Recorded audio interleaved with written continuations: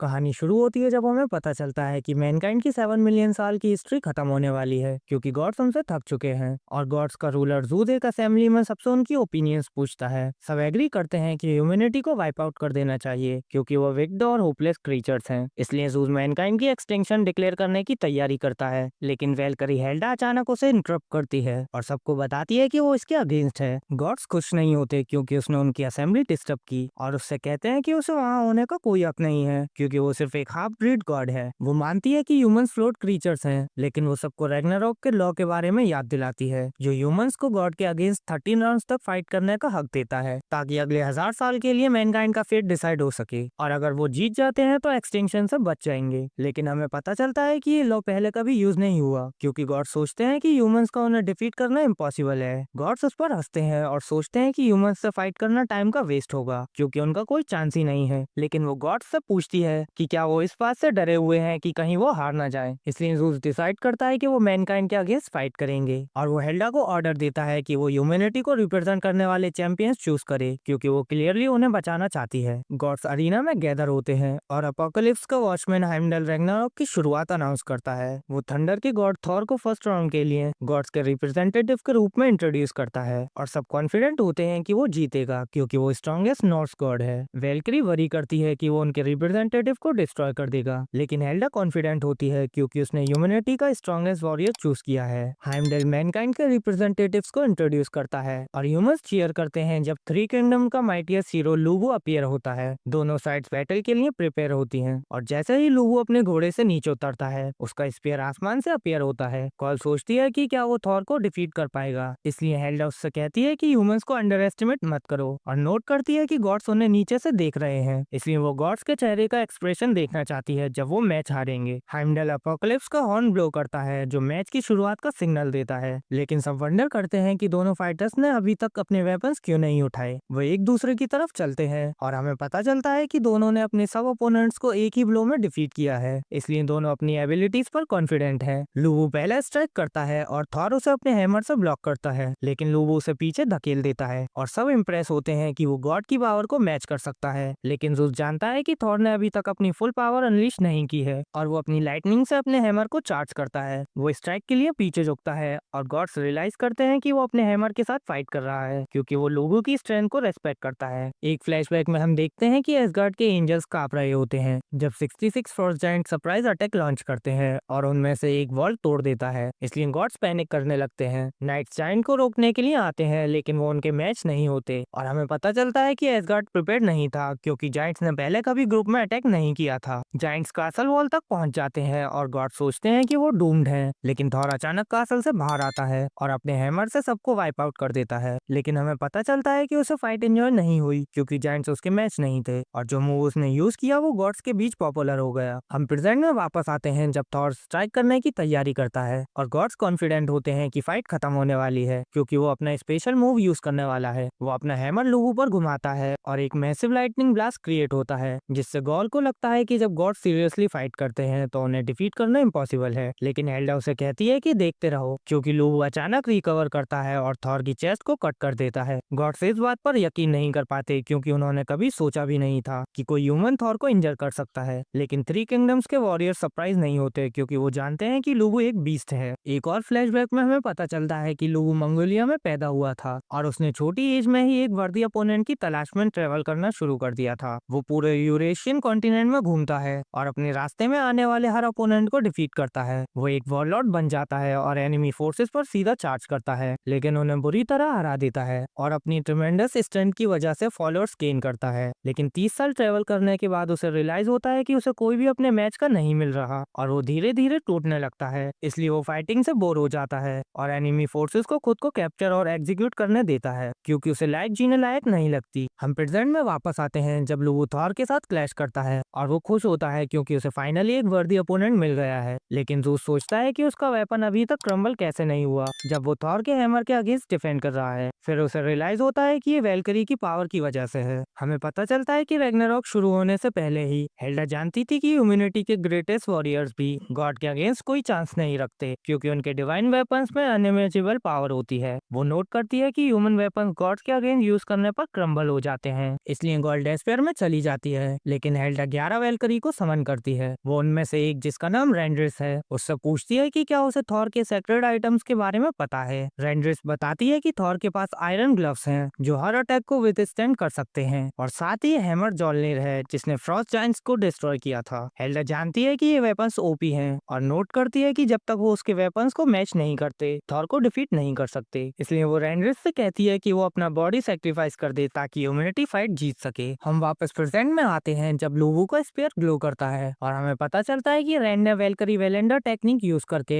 खुद को एक डिवाइन वेपन में ट्रांसफॉर्म कर लिया है। वो थॉर पर भारी पड़ता है और उसे गिराने के लिए अटैक करने की तैयारी करता है, इसलिए थॉर उस अटैक को अपने ग्लव से ब्लॉक करता है। लेकिन हमें पता चलता है कि रैंड के पास किसी भी शील्ड को तोड़ने की पावर है और थॉर का ग्लव टूट जाता है, जो सबको शॉक कर देता है क्योंकि उसे हेवन का ग्रेटेस्ट आर्मर माना जाता था। हमें पता चलता है कि मिजोल्निर इतना ओवरपावर्ड माना जाता था कि वो पूरे कॉन्टिनेंट्स तक डिस्ट्रॉय कर सकता था और कोई भी उसे वील्ड नहीं कर सकता था क्योंकि कोई उसकी इमेंस पावर संभाल नहीं पाता था। लेकिन थॉर अपने हाथों को प्रोटेक्ट करने के लिए ग्लव्स यूज करता था। लेकिन अब जब उनमें से एक ग्लव डिस्ट्रॉय हो चुका है, ह्यूमन सेलिब्रेट करने लगते हैं क्योंकि उन्हें लगता है कि अब थॉर इसे यूज नहीं कर पाएगा। लोबो ऑफेंसिव पर चला जाता है और थॉर को उसके अटैक से बचने में मुश्किल होती है, लेकिन सब शॉक हो जाते हैं जब मिजोल्निर ट्रांसफॉर्म होना शुरू करता है। लोग उसके धड़कने की आवाज सुनते हैं जैसे वो जिंदा हो और थॉर समझ जाता है कि वो फाइनली अवेकन हो चुका है, जो ज़ूस को एक्साइटेड कर देता है। वो रिवील करता है कि लेजेंड को गलत समझा गया था क्योंकि ग्लव्स थॉर को मिजोल्निर से प्रोटेक्ट करने के लिए नहीं बने थे, बल्कि उसकी पावर को रिस्ट्रेन करने के लिए थे ताकि वो अवेकन होने से पहले उसे क्रश न कर दे। वो अपना दूसरा ग्लव भी उतार देता है और मिजोल्निर को अपने बेयर हैंड से उठाता है। वो अपनी पावर अनलीच करता है और लोबो से कहता है कि मरना मत, क्योंकि वो उनकी फाइट एंजॉय करना चाहता है। गॉड्स एक्साइटेड हो जाते हैं क्योंकि पहली बार वो थॉर को बिना होल्ड बैक लिए मिजोल्निर व्हील करते हुए देख रहे होते हैं, और वो अचानक उसे लोबो की तरफ थ्रो करता है जिसे लोबो मुश्किल से डॉज कर पाता है और काउंटर बैक की तैयारी करता है। लेकिन मिजोल्निर वापस आ जाता है, इसलिए वो अपना स्पेयर यूज करके उससे बच जाता है। और जब वो थॉर के पास वापस आता है तो थॉर मिजोल्निर को थ्रो करने की वेलोसिटी का यूज करके एक डिवास्टेटिंग ब्लो देता है। गॉड्स इसे पहचान लेते हैं कि यही वो मूव है जिससे उसने वर्ल्ड सरपेंट को डिफीट किया था। लेकिन लोबो मुस्कुराता है और सीधा चार्ज करके अटैक को होल्ड ऑन ले लेता है। एक एक्सप्लोजन पूरे अरीना को कवर कर लेता है और ह्यूमंस लोबो के लिए वरी करते हैं, लेकिन फिर उन्हें पता चलता है कि वो अटैक ब्लॉक कर पाया है, इसलिए वो उसके लिए चीयर करते हैं। लेकिन जैसे ही उन्हें पता चलता है कि उसकी लेग्स टूट चुकी हैं, वो रुक जाते हैं और जब वो अपने घुटनों पर गिरता है, ज़ूस सोचता है कि फाइट खत्म हो चुकी है। लेकिन उसका हॉर्स अचानक उसके पास आ जाता है और थॉर उसे अलाउ करता है कि वो उस पर राइड करे ताकि फाइट कंटिन्यू कर सके। लेकिन ब्रोकन लेग्स की वजह से उसे उठने में मुश्किल होती है और ह्यूमंस उसे चीयर करते रहते हैं, इसलिए वो खुद को फोर्स करके उठता है। गॉड हर्मीस सोचता है कि क्या ये रूल्स के अगेंस्ट है क्योंकि ये 1-on-1 बैटल होनी चाहिए, लेकिन ज़ूस कहता है कि हॉर्स बस लोबो के बॉडी का एक्सटेंशन है। लोबो अपने हॉर्स से बात करता है जो बैटल जीतने के लिए सब कुछ दांव पर लगाने को तैयार हो जाता है और वो थॉर के चक्कर लगाने लगते हैं, जबकि लोबो अपना स्पेशल मूव प्रिपेयर करता है। उसका एक डिसिपल याद करता है कि जब उसने लोबो को ट्रेनिंग करते देखा था क्योंकि वो अपनी टेक्निक परफेक्ट करना चाहता था और सालों तक स्विंग करते हुए उसने काउंटलेस स्पेयर तोड़ दिए थे। आखिरकार वो अपनी टेक्निक मास्टर कर लेता है जो स्काई को 2 हिस्सों में स्प्लिट कर देती है।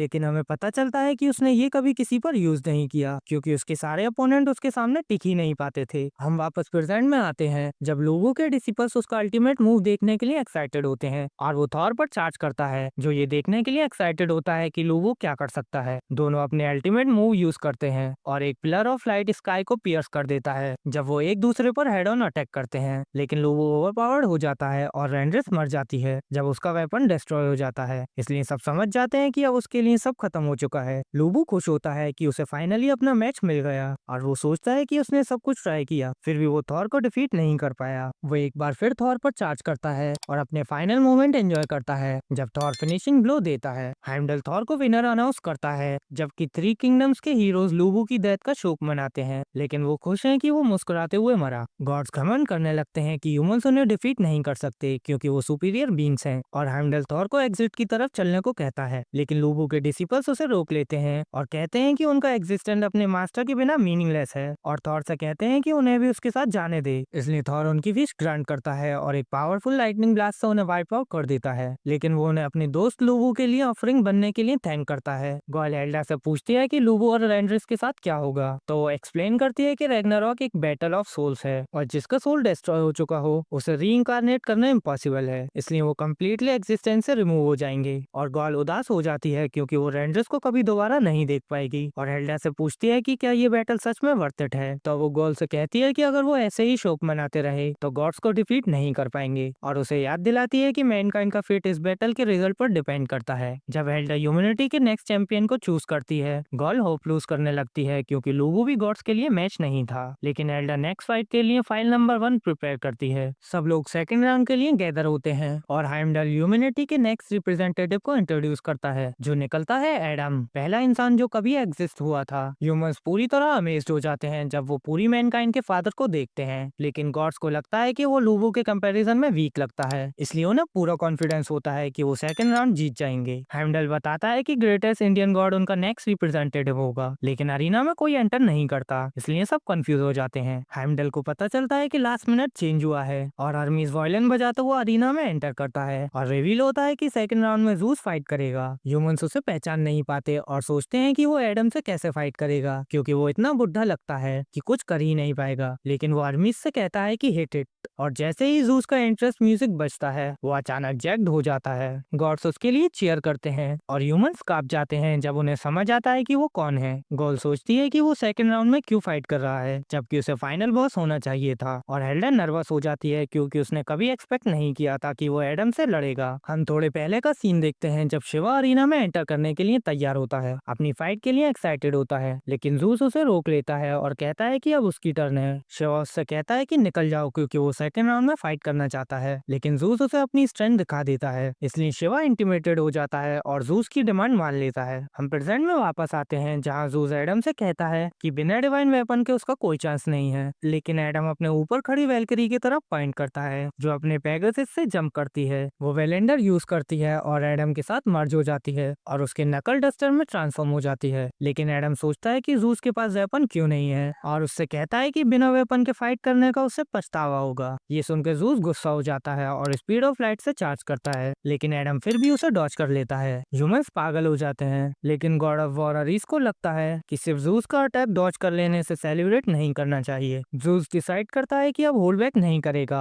और वो एडम पर रिडिकुलस स्पीड से अटैक करने लगता है, लेकिन फिर भी उसे हिट नहीं कर पाता, चाहे उसके अटैक्स और फास्ट हो जा रहे हों। वो एडम की तारीफ करता है कि उसने सारे अटैक्स डॉज किए, लेकिन कहता है कि सिर्फ भागकर वो जीत नहीं सकता। एडम कहता है कि उसे ये पहले से पता है और अचानक जूस का ही मूव उसी पर यूज कर देता है। जूस को यकीन नहीं होता जो वो देख रहा होता है जब एडम उसी का कॉम्बो यूज करके उसे ह्यूमिलेट कर देता है और गॉड शॉक हो जाते हैं कि एडम जूस को हर्ट कर पाया। गॉल समझ जाती है कि वो अमेजिंग है और मान लेती है कि उसने उसे अंडर एस्टिमेट किया था, तो हेल्डा उसे याद दिलाती है कि एडम को गॉड की अपनी इमेज में बनाया गया था, जो एक्सप्लेन करता है कि वो जूस की टेक्निक इजीली कॉपी कर सकता है। जूस कहता है कि उसे मजा आ रहा है, लेकिन वो अचानक अपने पैर मूव करना शुरू करता है और अरीस समझ जाता है कि वो किक से फाइट खत्म करने वाला है। जूस एडम के आसपास मूव करता है और एडम अपनी आंखों से उसकी मूवमेंट ऑब्जर्व करके उसका अटैक डॉज कर लेता है। एडम उसकी फुटवर्क कॉपी करता है और उसे किक करके दूर कर देता है और कहता है कि उसे फाइटिंग पसंद नहीं है, लेकिन उसे पता है कि उसके पास चॉइस नहीं है क्योंकि ये एक कंपटीशन है। जूस और गुस्सा हो जाता है और बड़ा हो जाता है और एडम को चैलेंज करता है कि वो उसका नेक्स्ट मूव कॉपी करके दिखाए, जिससे गॉड्स को समझ आ जाता है कि वो अब सीरियस होने वाला है। एक फ्लैशबैक में हम देखते हैं कि जूस टूर्नामेंट में दूसरे गॉड्स को हरा देता है और एग्जिस्टेंस का सबसे पावरफुल गॉड बन जाता है,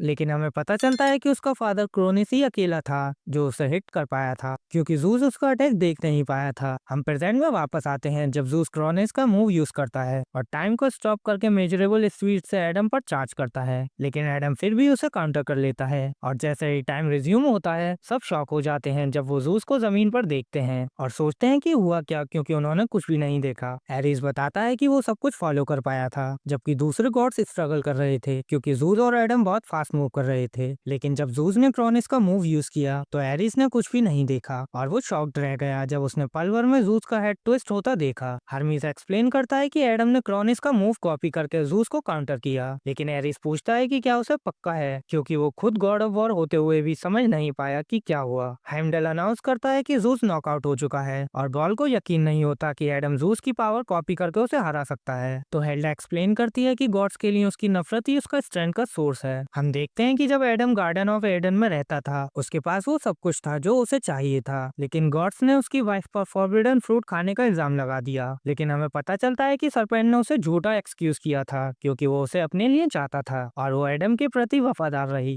गॉड्स तुरंत उसकी बात मान लेते हैं, इसलिए वो उसे गार्डन से बैनिश कर देते हैं और वो रोती है क्योंकि वो एडम को दोबारा कभी नहीं देख पाएगी। लेकिन अचानक एक गार्ड कोर्ट में एंटर करता है और जैसे ही एडम एंट्री लेता है वो जमीन पर गिर जाता है। गॉड शॉक हो जाते हैं जब वो एडम को फॉरबिडन फ्रूट की बास्केट पकड़े हुए देखते हैं और सरपेंट उसे कहता है कि उसे वहां होने का कोई राइट नहीं है। लेकिन एडम एप्पल्स को काटना शुरू कर देता है जो गॉड्स को और भी ज्यादा सरप्राइज कर देता है। लेकिन उसे पता चलता है कि उनका टेस्ट खट्टा है, इसलिए वो हर बाइट के बाद उन्हें थूक देता है और ईव से कहता है कि वो गार्डन छोड़कर उसके साथ जा रहा है। लेकिन सरपेंट एडम से फाइट करने के लिए ट्रांसफॉर्म हो जाता है क्योंकि वो नहीं चाहता कि उनका हैप्पी एंडिंग हो। वो अपनी क्लॉथ से एडम पर अटैक करने की कोशिश करता है, लेकिन एडम अपनी एबिलिटी से उस मूव को कॉपी करता है और सरपेंट को टुकड़ों में फाड़ देता है। वो ईव से कहता है कि अब अपना खुद का पैराडाइज बनाने का टाइम आ गया है, इसलिए वो कोर्ट रूम छोड़ देते हैं और अर्थ की तरफ डिसेंड करते हैं। हम प्रेजेंट में वापस आते हैं जहाँ ह्यूमन सेलिब्रेट कर रहे होते हैं क्योंकि एडम जूस को हरा चुका होता है और हेमडल उसे विनर अनाउंस करने वाला होता है। लेकिन जूस अचानक वापस खड़ा हो जाता है। वो कहता है कि फाइट अभी खत्म नहीं हुई है और अपना सर वापस सही जगह पर घुमा लेता है, इसलिए गॉड्स उसके लिए चीयर करते हैं। लेकिन हर्मिस नोटिस करता है कि वो काफी एग्जॉस्टेड लग रहा है। वो एडम से पूछता है कि वो किस लिए फाइट कर रहा है क्योंकि उसे गॉड्स के लिए उसकी कोई नफरत महसूस नहीं होती। तो एडम एक्सप्लेन करता है कि वो अपने बच्चों को प्रोटेक्ट करने के लिए फाइट कर रहा है, जिससे ह्यूमंस को समझ आ जाता है कि वो उनसे प्यार करता है। वो सब साथ आकर उसकी विक्ट्री के लिए प्रे करते हैं और एडम नोटिस करता है कि जूस पसीना बहा रहा है, इसलिए वो जूस से सरेंडर करने को कहता है। लेकिन जूस समझ जाता है कि एडम को हराने के लिए उसे पूरी ताकत लगानी पड़ेगी, इसलिए वो अपनी बॉडी को क्रश करता है और जैसे ही वो अपनी अल्टीमेट फॉर्म में ट्रांसफॉर्म होता है सब फ्रीक आउट हो जाते हैं। एडम उसकी बेहद ज्यादा पावर को सेंस करता है, इसलिए एडम पहली बार अपना गार्ड रेस करता है और जूस अपनी सारी स्टोर्ड एनर्जी अपनी फिस्ट में रिलीज करके चार्ज करता है। एडम उसकी टेक्निक कॉपी करके काउंटर करता है, लेकिन जूस गिव अप करने से मना कर देता है और एडम पर लगातार अटैक करता रहता है, जिससे एडम का हेड पंचिंग बैग बन जाता है। गॉल को लगता है कि वो फाइट जीत रहे हैं, लेकिन हेल्डा पैनिक कर जाती है क्योंकि एडम का बॉडी ओवरहीट हो रहा होता है और उसका नर्वस सिस्टम जूस की मूवमेंट के साथ कीप अप करने में स्ट्रगल कर रहा होता है। लेकिन गॉड लोकी जानता है कि जूस भी अपनी लिमिट तक पहुंच चुका है, इसलिए बस टाइम की बात है जब इनमें से कोई एक गिर जाएगा। दोनों फाइटर अपनी लिमिट से भी ज्यादा आगे पुश करते रहते हैं और सब लोग खड़े हो जाते हैं जब वो हिस्ट्री की सबसे ब्यूटीफुल फाइट देख रहे होते हैं। लेकिन उन्हें पता होता है कि ये अब एंड्योरेंस की बैटल बन चुकी है, इसलिए वो अपने रिप्रेजेंटेटिव के लिए चीयर करते हैं और उनसे रिक्वेस्ट करते हैं कि गिव अप ना करें क्योंकि फाइट एंड होने वाली होती है। लेकिन जूस के ब्लड की एक बूंद एडम की आंख में चली जाती है और जूस फाइनली उसे हिट कर पाता है। वो एडम को पीटना शुरू कर देता है और एडम उसके अटैक्स ब्लॉक करने में स्ट्रगल करता है, इसलिए सबको लगता है कि अब एडम के लिए सब खत्म हो चुका है। ह्यूमंस ऑफिशियली फाइट रोकने की भीख मांगते हैं क्योंकि उन्हें पहले ही पता होता है कि विनर कौन है और वो रोते हैं जब वो अपने फादर को डिस्ट्रॉय होते देखते हैं। लेकिन एडम अचानक एक बच्चे के रोने की आवाज सुनता है और वो अपने बच्चों को प्रोटेक्ट करने के लिए और भी ज्यादा डिटरमाइंड हो जाता है, इसलिए वो जूस के हेड को पकड़ लेता है और डिसाइड करता है कि एंड तक फाइट करेगा। वो जूस के ब्लोज को हेड ऑन लेते हुए वापस पंचेस मारना शुरू करता है और दोनों इवनली मैच लगते हैं, इसलिए सब सोचते हैं कि पहले कौन गिरेगा। लेकिन जूस अचानक घुटनों पर गिर जाता है और अपनी ओरिजिनल फॉर्म में वापस आ जाता है, इसलिए सबको लगता है कि वो हार गया। ह्यूमंस एडम के लिए चीयर करते हैं, लेकिन उन्हें रियलाइज होता है कि वो ऑलरेडी मर चुका है और जूस रिवील करता है कि एडम ब्लोज एक्सचेंज करते वक्त ही मर चुका था, लेकिन उसका बॉडी फिर भी पंचेस मारता रहा। वो एडम की तारीफ करता है कि उसने उसे उसकी लिमिट से आगे पुश कर दिया और वो मानता है कि अगर ये एंड्योरेंस का कॉन्टेस्ट होता तो वो हार जाता।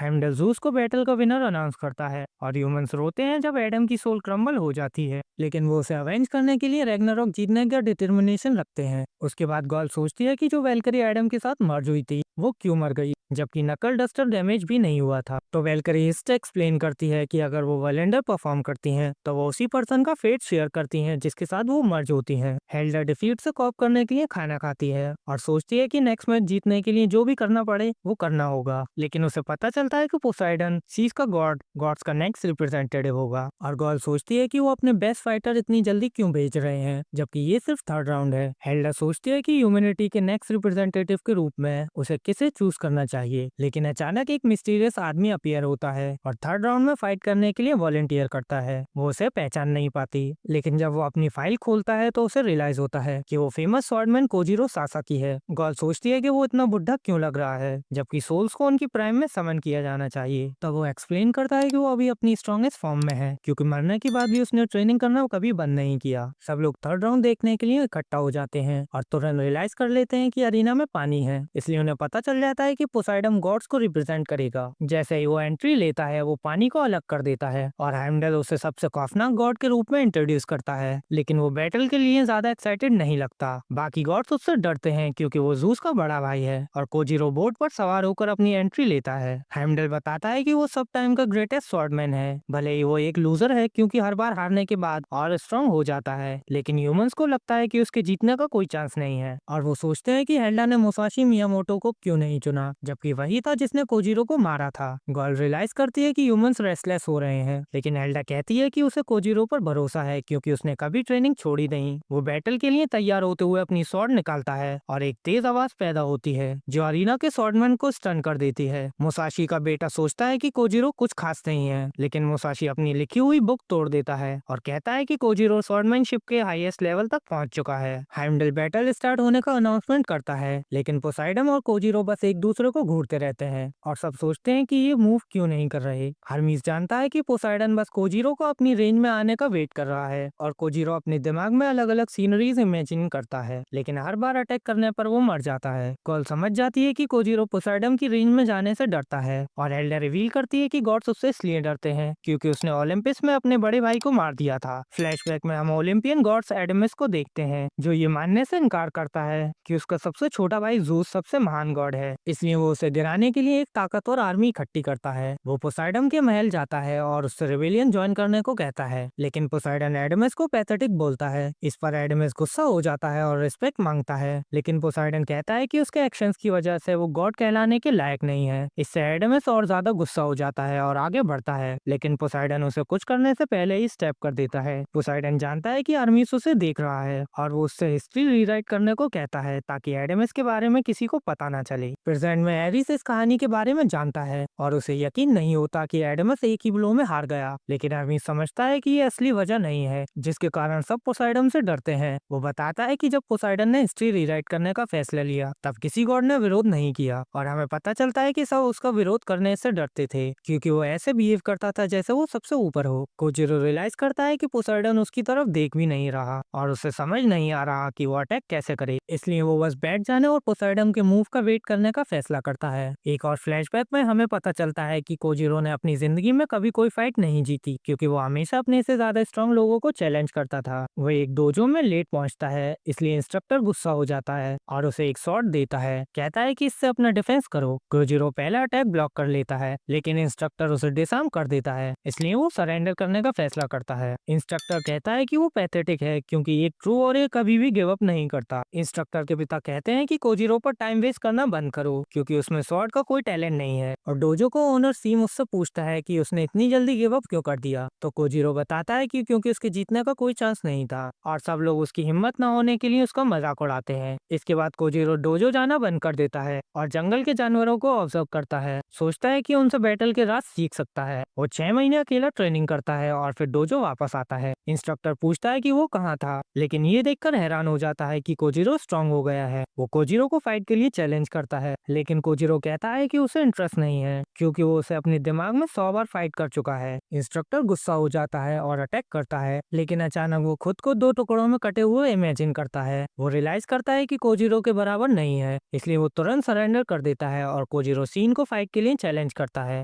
सीन एक वुडन स्वॉर्ड लेता है और अपनी पावर अनलीश करता है। कुछ सालों बाद सीन कोजिरो को एक केबिन में मिलने जाता है और हमें पता चलता है कि सीन अंधा हो चुका है, लेकिन वो महसूस कर लेता है कि कोजिरो उसके आगे निकल चुका है क्योंकि उसने कभी अकेली ट्रेनिंग नहीं छोड़ी। सीन उससे डोजो को इंस्ट्रक्टर बनने के लिए इनवाइट करता है, लेकिन कोजिरो कहता है कि वो जल्दी ही चला जाएगा ताकि अपने से बेहतर फाइटर्स को मिल सके। वो पूरे देश में घूमता है और बेस्ट स्वॉर्डमैन को चैलेंज करता है और सबसे हार जाता है, लेकिन वो अपनी हर गलती से सीखता है और हिस्ट्री का सबसे बड़ा लूजर बन जाता है। हम प्रेजेंट में वापस आते हैं जब कोजिरो रियलाइज करता है कि जिंदा रहने के लिए उसे पोसाइडन को हराना होगा, इसलिए वो पूरी ताकत से लड़ने का फैसला करता है। वो पोसाइडन पर झपटता है, लेकिन पहला अटैक मिस हो जाता है, इसलिए पोसाइडन उसे स्टेप करने के लिए तैयार होता है, लेकिन कोजिरो अचानक बिजली जैसी स्पीड से अपनी स्वॉर्ड ऊपर की तरफ घुमाता है और पोसाइडन के बाल काट देता है। और मुसाशी को याद आता है जब कोजिरो ने यही टेक्निक उसके खिलाफ यूज की थी। पोसाइडन कोजिरो की तरफ बढ़ता है और जबरदस्त स्पीड से अपना ट्राइडेंट पोसाइडन थ्रस्ट करता है, लेकिन कोजिरो फिर भी अटैक डॉज कर लेता है। हेल्डा जानती है कि कोजिरो के पास एडम जैसी पावर नहीं है, लेकिन उसने फाइट शुरू होने से पहले ही पोसाइडन का एनालिसिस कर लिया था और अपने दिमाग में उससे अनेक बार फाइट कर चुका था, इसलिए उसे पता है कि पोसाइडन के अटैक्स को कैसे हैंडल करना है। लेकिन पोसाइडन अचानक एक धुन सीटी में बजाता है और फिर जबरदस्त स्पीड के साथ कोजिरो पर चार्ज करता है और वो एक हिट लैंड करने में कामयाब हो जाता है। गॉड्स पोसाइडन के लिए चीयर करते हैं, लेकिन जैसा ही उन्हें रियलाइज होता है कि वो इरिटेट हो रहा है, वो रुक जाते हैं और कोजिरो उससे पूछता है कि वो अपने दोस्तों को चीयर करने क्यों नहीं देता। तो पोसाइडन एक्सप्लेन करता है कि गॉड्स को फ्रेंड की जरूरत नहीं होती, क्योंकि वो ऑलरेडी परफेक्ट बीइंग्स होते हैं जो सब कुछ अकेले कर सकते हैं। लेकिन कोजिरो उससे कहता है कि उनका एक्सटेंशन पैथेटिक है। इस पर पोसाइडन गुस्सा हो जाता है और कोजिरो पर एक भयानक बैरेज अनलीश करता है, लेकिन कोजिरो उसके सारे अटैक्स को ब्लॉक कर लेता है क्योंकि वो बैटल के दौरान इवॉल्व करता जा रहा होता है। कोजिरो पोसाइडन को कट करने की कोशिश करता है, लेकिन पोसाइडन अचानक गायब हो जाता है और अपनी ट्राइडेंट से कोजिरो की स्वॉर्ड को टुकड़ों में तोड़ देता है, जिससे सबको लगता है कि उसके लिए सब खत्म हो गया। वो सरेंडर करने के बारे में सोचता है, लेकिन वो जानता है कि वो ऐसा नहीं कर सकता और उसे मुसाशी के साथ अपना डुएल याद आ जाता है। हमें पता चलता है कि उनके डुएल के पीछे की कहानी सही नहीं थी, क्योंकि वो फाइट के 150 साल बाद लिखी गई थी और सच ये था कि कोजिरो ने गिव अप करने के बारे में सोचा था, लेकिन उसने एंड तक लड़ने का फैसला किया क्योंकि उसे पता था कि मजे के बीच क्विट करने का उसे हमेशा रिग्रेट रहेगा। मुसाशी रियलाइज करता है कि कोजिरो मरने के लिए तैयार है, इसलिए वो और ज्यादा फायर्ड अप हो जाता है और उसे मौत तक लड़ने के लिए तैयार हो जाता है। दोनों ब्लोज एक्सचेंज करते रहते हैं और अपने डुएल के मजे लेते हैं और कोजिरो फिर से मुसाशी के चेहरे पर स्लैश कर देता है, लेकिन मुसाशी तुरंत रिकवर कर लेता है और उसे फिनिशिंग ब्लो देता है। जब कोजिरो रियलाइज करता है कि उसके लिए सब खत्म हो चुका है, प्रेजेंट में वापस आकर कोजिरो अपनी स्वॉर्ड के दोनों टुकड़े उठाता है और कहता है कि वो पोसाइडन से कभी नहीं हारेगा, क्योंकि उसे लूजर होने का मतलब पता ही नहीं है। उसकी स्वॉर्ड के दोनों टुकड़े चमकने लगते हैं जब रेज दोबारा वोलेंडर यूज करती है और दो अलग अलग स्वॉर्ड्स में ट्रांसफॉर्म हो जाती है। गॉल सोचती है कि वो ऐसा कैसे कर पाई, तो हेल्डा उसे याद दिलाती है कि रेज की डुअल पर्सनैलिटी है और वो एक ही वैल्करी है जिसके अंदर दो पावर्स बसती हैं। गॉल सोचती है कि हेल्डा ने पहले ही प्रिडिक्ट कर लिया था कि कोजिरो की स्वॉर्ड टूट जाएगी, इसलिए उसने रेज को उसके साथ मर्ज होने के लिए चुना,